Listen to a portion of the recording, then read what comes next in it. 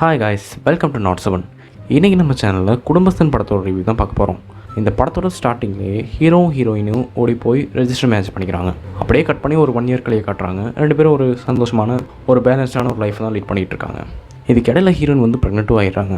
அதுக்கப்புறமா ஹீரோட ஆஃபீஸில் இருக்க அவரோட பாஸுக்கும் பெரிய ஒரு பிரச்சனை வந்ததுனால ஹீரோவை வேலையிலேருந்தே தூக்கிடுறாங்க. தனக்கு வேலை போன விஷயத்தை வந்து வீட்டில் யார்கிட்டையுமே அவர் சொல்ல, அதோட இன்னொரு வேலையும் தேடி அலைகிறாரு.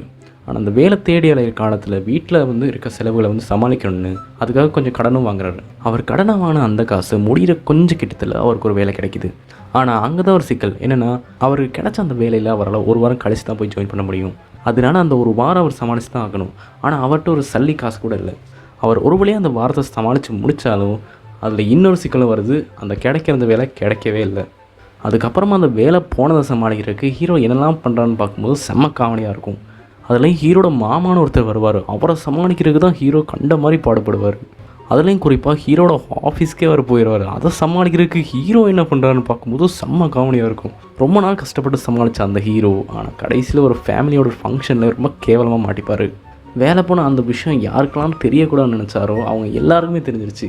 அந்த வேலை போனதை மறைக்கிறதுக்கு அவர் என்னென்ன பொய் சொன்னாரோ அதுவும் எல்லாத்துக்கும் தெரிஞ்சிருச்சு. அதுவும் அவரோட ஃபேமிலியில் எல்லா ரிலேட்டிவ்ஸும் இருக்கிற அந்த ஃபங்க்ஷனே நடந்துருச்சு. இதுக்கு முன்னாடி சீனில் தான் எல்லாத்தையும் ஒரு கூப்பிட்டு ஒரு ஃபோட்டோ எடுக்கணும்னு கூப்பிட்ருப்பாங்க. அந்த ஒரு மேடையில் வச்சு அந்த ஒரு தருணத்தில் தான் இந்த ஒரு எல்லா உண்மையும் தெரிய வரும். அந்த ஃபோட்டோ எடுக்கும்போது ஹீரோயின், ஹீரோட அப்பா அம்மா அவங்க மட்டும்தான் சுகமாக இருப்பாங்க. மற்ற எல்லாருமே சிரிச்சிட்டு இருப்பாங்க. அதில் அந்த மாமான்னு சொன்னேன் இல்லையா, அவர்லாம் செம்மையாக சிரிப்பார். அந்த சீனே செம்மையாக இருக்கும். அங்கே போகிறாங்க பாருங்கள் இன்ட்ரோவில், செம்மையாக இருக்கும் அது. அதுக்கப்புறம் இருக்கிற பிரச்சனையெல்லாம் ஹீரோ எப்படி சமாளிக்கிறான்னு தான் செகண்ட் ஹாஃபில் காட்டியிருப்பாங்க.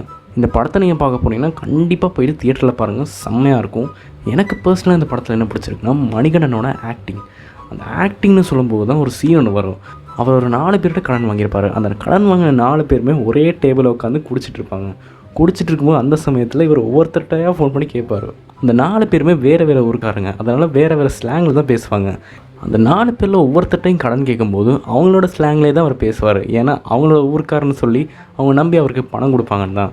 அதனால அதே மாதிரி இந்த முறையும் அந்த 4 பேருக்கும் ஃபோன் பண்ணி அவங்கவுங்க ஸ்லாங்லேயே பேசி பணம் கேட்பார். ஆனால் ஹீரோவுக்கு தெரியாத 4 பேருமே ஒரே டேபிளில் தான் உட்காந்து குடிச்சிட்டு இருக்காங்கன்னு. இது தெரியாமல் எல்லார்ட்டையும் வேறு ஸ்லாங்கில் பேசி நல்லாவே மாட்டிப்பார். எனக்கு இந்த சீன் பார்க்கும்போது ஒரு சீன் தான் ஞாபகம் வந்துச்சு. இந்த பஞ்சதந்திரம் படத்தில் கமல் இருக்கார் இல்லையா, அவருக்கு அந்த படத்தில் இருக்க 4 ஃப்ரெண்ட்ஸுமே வேறு ஸ்டேட்டில் உள்ளவங்க. அதனால வேறு லாங்குவேஜ் தான் கதைப்பாங்க. அந்த 4 பேருக்குமே வேறு லாங்குவேஜில் ஒரே டேக்கில் பேசுவார். செம்மையாக இருக்கும் அந்த சீன். ನನ್ನನ್ನು ಕಂಟ್ರೋಲ್ ಮಾಡಬೇಡಿ, ಬೇಕಾದ್ರೆ ನಿಮ್ಮ ಗಂಡದರನ್ನು ಕಂಟ್ರೋಲ್ ಮಾಡಿ. ನಾನು ಕೆಟ್ಟವನೇ. తమిళ్ పురియుర్రే ఎంత వాగుతున్నారు చూడండి. ఎందుకు వాగడు? వాగటానికి వాగడమే జవాబు. నేను అబద్ధం చెప్పేవాడినే.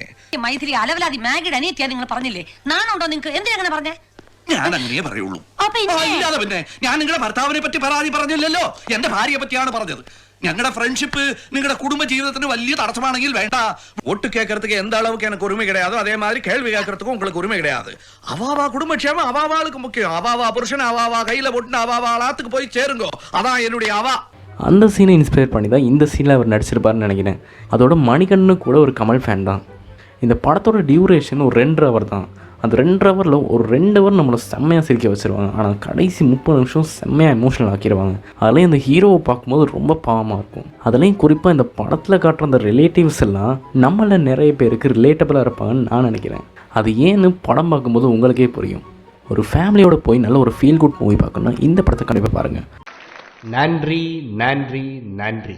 நல்லா இருக்கு அப்படியே போடு.